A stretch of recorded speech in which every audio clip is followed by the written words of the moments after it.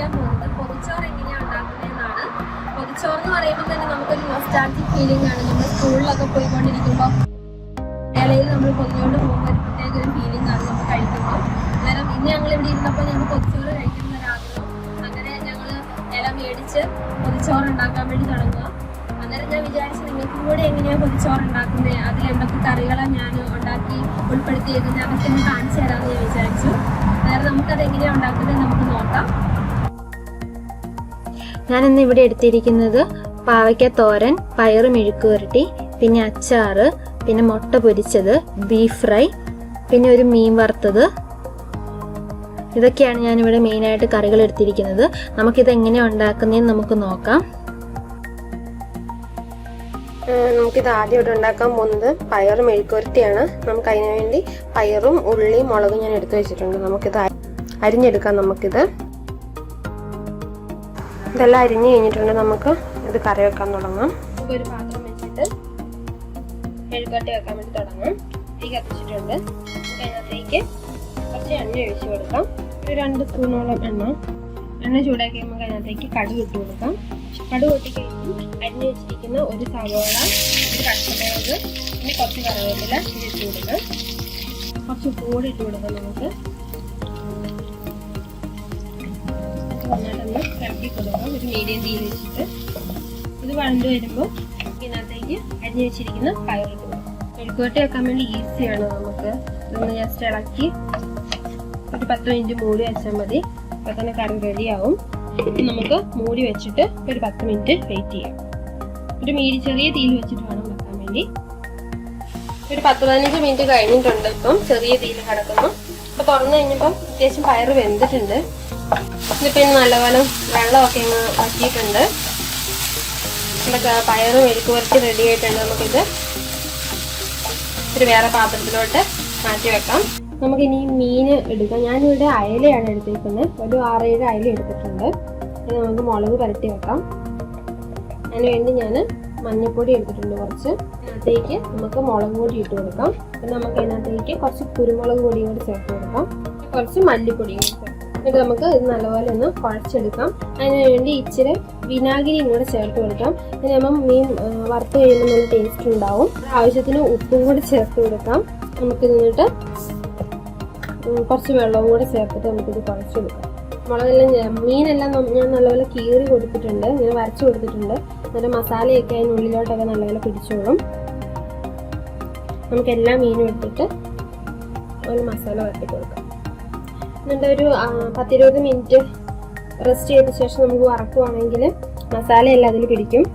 ഞാൻ എല്ലാത്തിലും മസാല നല്ലപോലെ തട്ടി കൊടുത്തിട്ടുണ്ട്. ഇത് ഞാൻ ഇപ്പം ഫ്രീസറിലോട്ടാണ് വെക്കാൻ പോകുന്നത്. ഒരു 10-20 മിനിറ്റോളം ഫ്രീസറിൽ വെക്കാൻ വേണ്ടി പോവാണ്.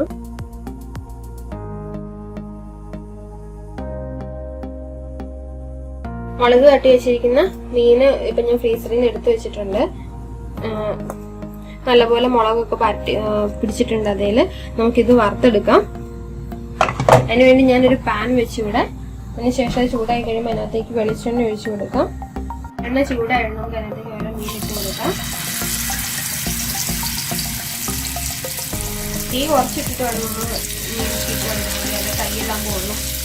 മീനെല്ലാം ഇട്ട് കൊടുത്തിട്ടുണ്ട്. അതിൻ്റെ മുകളിൽ കൂടെ നമ്മൾ കറിവേപ്പിലയും കൂടി ഇട്ട് കൊടുക്കാം.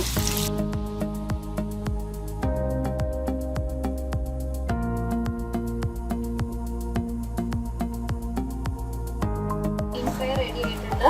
നമുക്ക് പാത്രത്തിലോട്ട് എടുത്ത് വെക്കാം.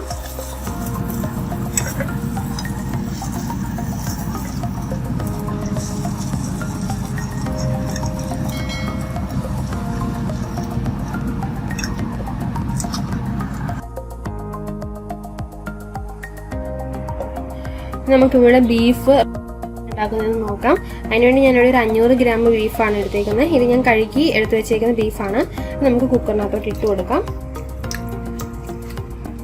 അതിനകത്തേക്ക് നമുക്ക് ഒരു 3-4 വെളുത്തുള്ളി, ചെറിയൊരു കഷ്ണം ഇഞ്ചി, പിന്നെ ഒരു 3-4 ചെറിയുള്ളി, ഇതെല്ലാം കൂടെ ചതച്ചെടുത്ത് വെച്ചേക്കുന്നതാണ്. ഇതും കൂടെ നമുക്ക് ഇതിനകത്തേക്ക് ഇട്ട് കൊടുക്കാം. പിന്നെ നമുക്ക് കുറച്ച് കറിവേപ്പില ഇട്ട് കൊടുക്കാം. ഇതിനകത്തേക്ക് കുറച്ച് മഞ്ഞൾപ്പൊടി, ഒരു 1/2 സ്പൂണോളം, മുളക് പൊടി,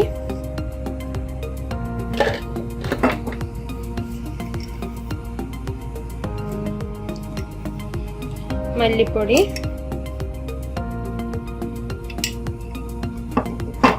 ആവശ്യത്തിന് ഉപ്പ്,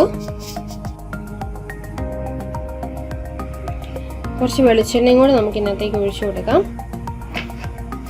അതിനുശേഷം നമുക്കിതൊന്ന് നന്നായിട്ട് കൈകൊണ്ട് പരട്ടിയെടുക്കാം.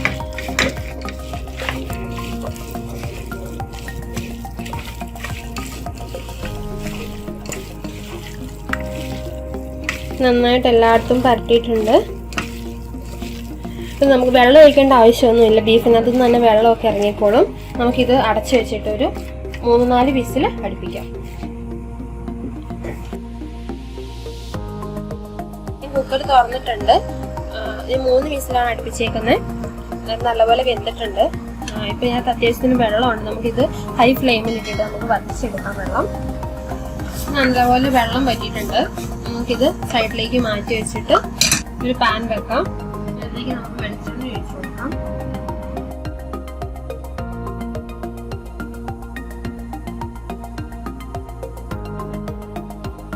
കുറച്ച് വെളുത്തുള്ളി ഇട്ട് കൊടുക്കാം. ഇഞ്ചി കൊടുക്കാം. പിന്നെ ചെറുതായിട്ട് അരിഞ്ഞ് വെച്ചിരിക്കുന്ന ചെറിയ ഉള്ളിയും കൂടി ഇട്ട് കൊടുക്കാം. ഇതൊരു ചൂടായി നമുക്ക് ഇതിനകത്തേക്ക് അരിഞ്ഞ് വെച്ചിരിക്കുന്ന സവാള ചേർക്കും. സവാളയും കുറച്ച് കറിവേപ്പിലയും കൂടി നമ്മൾ ബീഫിനകത്ത് ഉപ്പ് ചേർത്തിട്ടുണ്ട്. സവാളയുടെ ആവശ്യത്തിനുള്ള ഉപ്പ് സവാളയ്ക്കും ഇതിനുള്ള മാത്രം ഉപ്പ് കൊണ്ട് ചേർക്കും. ഇത് ചെറുതായിട്ട് വഴന്നതിന് ശേഷം നമുക്ക് അതിനകത്തേക്ക് നമുക്ക് ഗരം മസാല ചേർത്ത് കൊടുക്കാം. നമ്മൾ ആവശ്യത്തിന് മസാലയൊക്കെ നമ്മൾ ബീഫിനകത്ത് ചേർത്ത് കൊടുത്തിട്ടുണ്ടാവും. അതിനകത്ത് കുറച്ച് ചേർത്ത് കൊടുത്താൽ മതി. കുറച്ച് കുരുമുളക് പൊടി നമുക്ക് ചേർത്ത് കൊടുക്കാം. ഇത് നമുക്ക് ഇതിനകത്തേക്ക് ഞാനിവിടെ ചുമന്നമുളക് പൊടിച്ചു വെച്ചിട്ടുണ്ട്, പെരിഞ്ചീരകം കൂടെ, അതും കൂടെ കുറച്ചിനകത്തോട്ട് ഇട്ട് കൊടുക്കാം. നമുക്കതൊരു നന്നായിട്ടൊന്ന്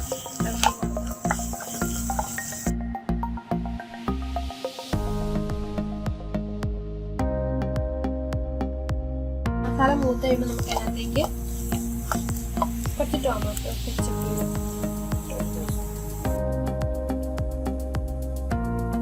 കുറച്ച് വെള്ളം കൂടെ ചേർത്ത് വെച്ചിട്ടുണ്ട്.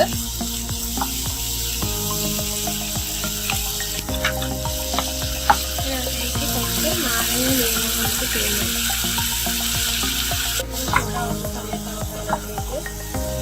ബീഫ്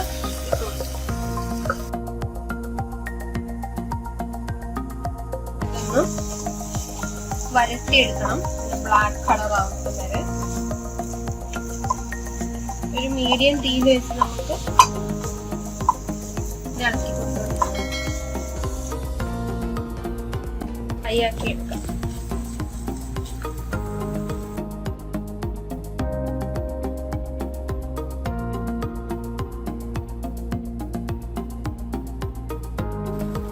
നമ്മുടെ ബീഫ് നല്ലപോലെ ഡ്രൈ ആക്കി എടുത്തിട്ടുണ്ട്. എത്രത്തോളം ഡ്രൈ ആക്കി എടുക്കാവോ അത്രത്തോളം ഡ്രൈ ആക്കി എടുക്കുകയാണെങ്കിൽ അത്രയും ടേസ്റ്റ് ആണ്. ഞാൻ ഇതിനകത്ത് കുറച്ച് മല്ലിയിലയും കൂടി ഇട്ട് കൊടുത്തിട്ടുണ്ട്. അത് ഞാൻ വീഡിയോ എടുത്ത് മിസ്സായി പോയിട്ടുണ്ട്. നിങ്ങൾ മല്ലിയില ഇഷ്ടമാണെങ്കിൽ മല്ലിയില ഇട്ട് കൊടുക്കാം, അല്ലെങ്കിൽ കറിവേപ്പില തന്നെ ഇട്ട് കൊടുത്താലും മതി. ഞാനിവിടെ വെക്കുന്നത് പരിപ്പ് കറിയാണ്. അതിന് ഞാനിവിടെ പരിപ്പ് എടുത്തിട്ടുണ്ട്. അതിനകത്തേക്ക് വെള്ളം ഒഴിച്ച് കൊടുത്തിട്ടുണ്ട്. അതിലേക്ക് നമുക്ക് ഒരു പച്ചമുളക് നടുവേ കീറിയിട്ട് നമുക്ക് അതിനകത്തേക്ക് ഇട്ട് കൊടുക്കാം. പിന്നെ ഒരു തക്കാളി നമുക്ക് അതിനകത്തേക്ക് ഇട്ട് കൊടുക്കാം. കുറച്ച് ഉപ്പും കുറച്ച് മഞ്ഞപ്പൊടിയും കൂടി ചേർത്ത ശേഷം നമുക്ക് ഇത് അടച്ചു വെച്ചിട്ട് ഒരു 3 വിസിൽ അടിക്കുന്നത് വരെ വെയിറ്റ് ചെയ്യാം.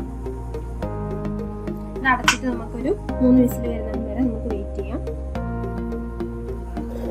പരിപ്പ് ഞാൻ തുറന്നു നോക്കിയിട്ടുണ്ട്, നല്ലപോലെ വെന്തിട്ടുണ്ട്. അപ്പോൾ നമുക്ക് ഇങ്ങനെ തവിയും കൊണ്ട് നല്ലപോലെ ഒന്ന് ഉടച്ചു കൊടുക്കുകയാണെങ്കിൽ നല്ലതാണ്. നമുക്ക് ഒരു പാൻ വെച്ച ശേഷം അതിനകത്തേക്ക് നമുക്ക് ഓയിൽ ഒഴിച്ചു കൊടുക്കാം. ഞാനിവിടെ വെളിച്ചെണ്ണയിലല്ല ഉണ്ടാക്കുന്നത്, ഇവിടെ നെയ്യാണ് ഒഴിക്കുന്നത്. ഗീയിലുണ്ടാക്കുമ്പോൾ ഒരു പ്രത്യേക ടേസ്റ്റാണ്. നല്ലപോലെ ചൂടായിട്ടുണ്ട് എണ്ണ. അതിനകത്തേക്ക് നമുക്ക് കടുക് ഇട്ട് കൊടുക്കാം.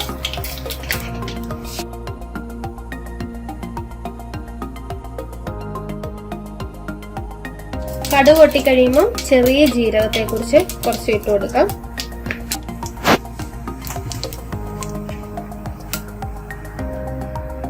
ജീരകം പൊട്ടിക്കഴിഞ്ഞിട്ടുണ്ട്. അതിനകത്തേക്ക് നമുക്ക് അരിഞ്ഞു വെച്ചിരിക്കുന്ന വെളുത്തുള്ളി ഒരു 3-4 എണ്ണം ഇട്ട് കൊടുക്കാം. പിന്നെ ചെറിയുള്ളി ഞാൻ അരിഞ്ഞു വെച്ചിട്ടുണ്ട് ചെറുതായിട്ട്, അതും കൂടി ഇട്ട് കൊടുക്കാം.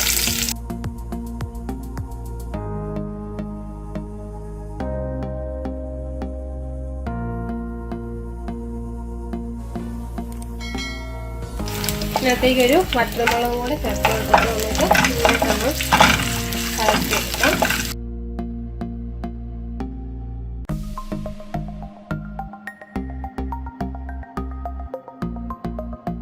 അതിലേക്ക് നമുക്ക് കറിവേപ്പിലയും കൂടി ഇട്ട് കൊടുക്കാം.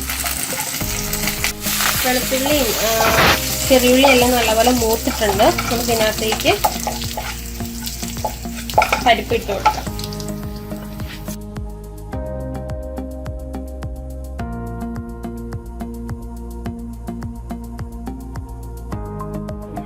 നല്ലപോലെ ഈ തവിയുടെ ബാക്ക് വശം കൊണ്ട് നല്ലതായിട്ട് ഉടച്ചു കൊടുക്കും പരിപ്പെല്ലാം.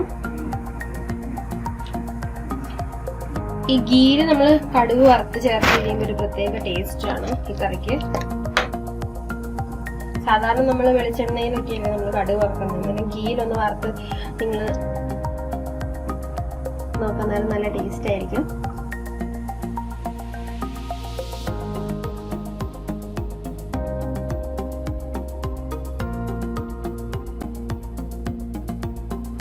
കറി നന്നായിട്ടൊന്ന് തിളച്ചിട്ടുണ്ട്. തിളച്ചതിന് ശേഷം നമുക്ക് ഇത് ഓഫ് ചെയ്ത് വെക്കാം. നമ്മുടെ കറി റെഡി ആയിട്ടുണ്ട്. ഈ ഒരു കൺസിസ്റ്റൻസിയിൽ നമുക്ക് ആക്കാം. അങ്ങനെ തണുത്ത് കഴിയുമ്പോൾ കുറച്ചും കൂടി ഇത് കുറുകി വരും. ഈ കൺസിസ്റ്റൻസിയാണ് നല്ലത്. നല്ലപോലെ തിളയ്ക്കാൻ തുടങ്ങിയിട്ടുണ്ട്. നമുക്ക് തീ ഓഫ് ചെയ്തിട്ട് മൂടി വെക്കാം. നമുക്കിനി ചമ്മന്തി ഉണ്ടാകാൻ വേണ്ടി തുടങ്ങാം. അതിന് വേണ്ടി നമുക്ക് ഒരു പാൻ വെച്ച് എണ്ണയൊന്നും ഒഴിക്കേണ്ട ആവശ്യമില്ല. അതിനകത്തേക്ക് നമുക്ക് മുളക് ഇട്ട് കൊടുക്കാം. ഞാനിവിടെ 3 മുളക് എടുത്തേക്കുന്നത്. ഇതിലൊന്ന് ചൂടാക്കിയെടുക്കാം. ചൂടാക്കിയിട്ട് അരയ്ക്കുവാണെങ്കിൽ നല്ല ടേസ്റ്റ് ഉണ്ടാവും. നമ്മുടെ എരിവിനനുസരിച്ച് മുളക് എടുക്കാം. ഞാനിവിടെ 3 മുളക് എടുത്തിട്ടുള്ളൂ. ഇവിടെ എരിവ് കൂടുതൽ വേണ്ടാത്തതുകൊണ്ട്. ഇത് നന്നായിട്ട് ചൂടായിട്ടുണ്ട്. ഇതിന്റെ കളറൊക്കെ മാറി വന്നിട്ടുണ്ട്. ഞാൻ എന്നിട്ട് തീ ഓഫ് ചെയ്യാം. നമുക്ക് ചമ്മന്തി അടിക്കാൻ വേണ്ടി ഒരു മിക്സി എടുത്ത് വെച്ചിട്ടുണ്ട്. അതിനകത്തേക്ക് ഞാൻ ഒരു 3-4 ചെറിയുള്ളി ഇട്ട് കൊടുക്കുന്നുണ്ട്. ഒരു 2 ചെറിയ പീസ് ഇഞ്ചി ഇട്ട് കൊടുക്കുന്നുണ്ട്.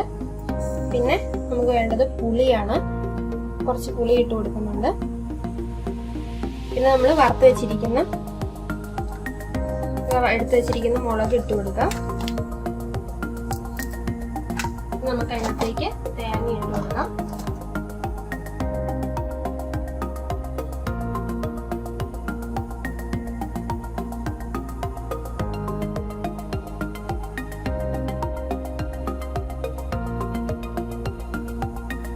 വേപ്പിലയും കൂടി ഇട്ട് കൊടുക്കാം. നമുക്ക് അടിച്ചെടുക്കാം.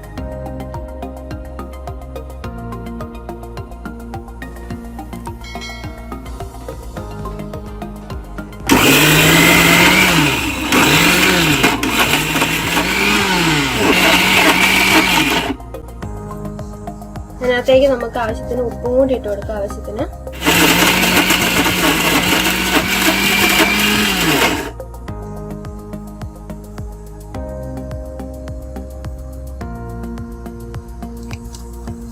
ചമ്മന്തി റെഡി ആയിട്ടുണ്ട്. ഉപ്പൊക്കെ നമ്മുടെ ആവശ്യത്തിന് ചേർത്ത് കൊടുക്കാം. നമുക്ക് പുളിയും ഉപ്പൊക്കെ നമ്മുടെ ആവശ്യത്തിന് ചേർത്ത് കൊടുത്താൽ മതി.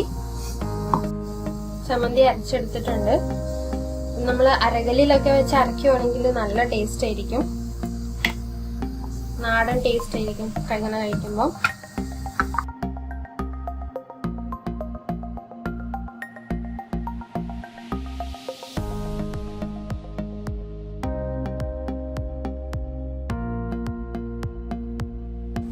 ചമ്മന്തിയുടെ അരവെന്ന് പറഞ്ഞാൽ ഇതുപോലെ നമുക്ക് ഉരുട്ടിയെടുക്കാൻ പറ്റണം. അരച്ച് കഴിഞ്ഞ് കഴിയുമ്പോൾ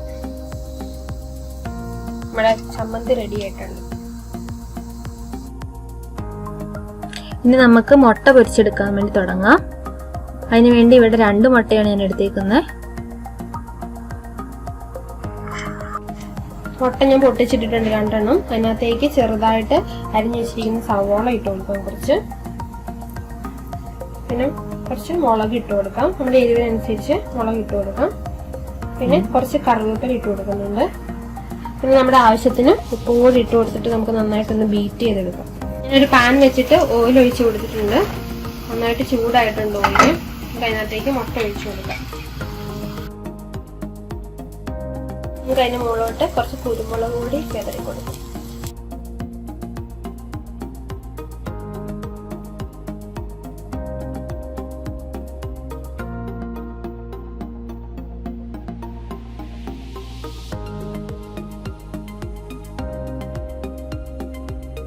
നമ്മുടെ കറികളെല്ലാം റെഡി ആയിട്ടുണ്ട്. നമുക്ക് അതെല്ലാം എടുത്തു വെച്ചിട്ടുണ്ട് ഞാൻ ടേബിളിൽ. നമുക്ക് ഇല എടുത്ത് തീയിൽ വെച്ച് നമുക്ക് വാട്ടിയെടുക്കണം. ഞാനിത് വാട്ടിയെടുത്തേക്കുന്ന ഇലയാണ്. അതിലേക്ക് നമുക്ക് ഫസ്റ്റ് ചോറ് ഇട്ട് കൊടുക്കാം. നല്ല ആവി പൊങ്ങുന്ന ചോറ് വേണം ഇട്ട് കൊടുക്കാൻ വേണ്ടി. എന്നാൽ മാത്രമേ നമ്മൾ കെട്ടിക്കഴിയുമ്പം ഇലയുടെ സ്മെല്ലും ചോറിനെയും കറികളും എല്ലാ സ്മെല്ലും നമുക്ക് നല്ലപോലെ പിടിക്കുകയുള്ളൂ. അതുകൊണ്ട് നല്ലപോലെ ആവി പൊങ്ങുന്ന ചോറ് വേണം ഇട്ട് കൊടുക്കാൻ വേണ്ടി. അതിനുശേഷം നമുക്ക് ഓരോ കറിയായിട്ട് നമുക്ക് ഇട്ട് കൊടുക്കാം. പയറ് മെഴുക്ക് പുരട്ടി, നാരങ്ങ, ബീഫ്,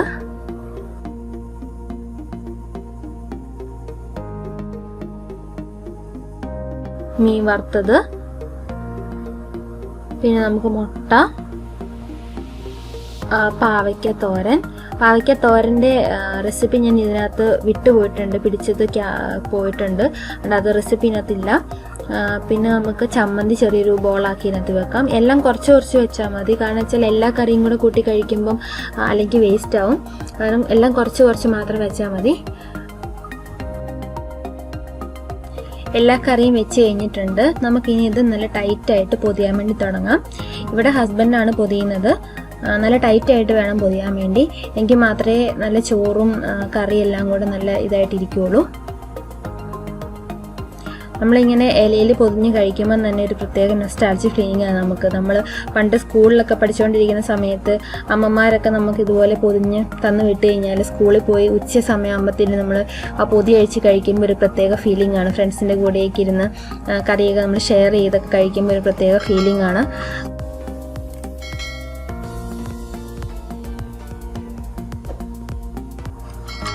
ഇങ്ങനെ നല്ല ടൈറ്റായിട്ട് വേണം പൊതിഞ്ഞ് വെക്കാൻ വേണ്ടി പൊതിച്ചോറ്. ഞങ്ങളിവിടെ 3 പൊതിച്ചോറാണ് പൊതിഞ്ഞ് വെച്ചത്. ഒരു 1.5 മണിക്കൂറോളം ഞങ്ങൾ പൊതിച്ചോറ് പൊതിഞ്ഞ ശേഷം വെച്ചു. നിങ്ങൾ പൊതിച്ചോറ് ഇതുവരെയും ട്രൈ ചെയ്തിട്ടില്ലെങ്കിൽ ഒരിക്കലെങ്കിലും നിങ്ങൾ ട്രൈ ചെയ്യണം. ഞാൻ അതിനുള്ള റെസിപ്പീസൊക്കെ ഞാൻ ഇതിനകത്ത് ഇട്ടിട്ടുണ്ട്. നിങ്ങളത് നോക്കി ട്രൈ ചെയ്യണം.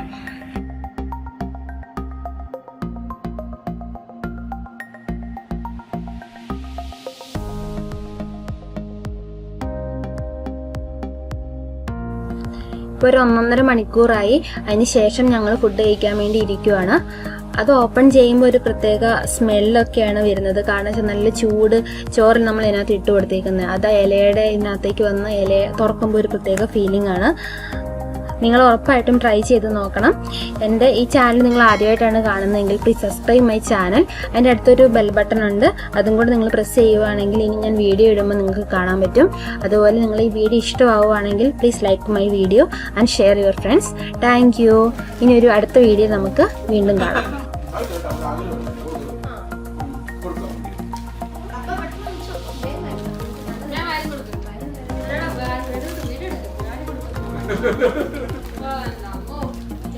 ഞാൻ കഴിച്ചോണ്ടിരുന്നത്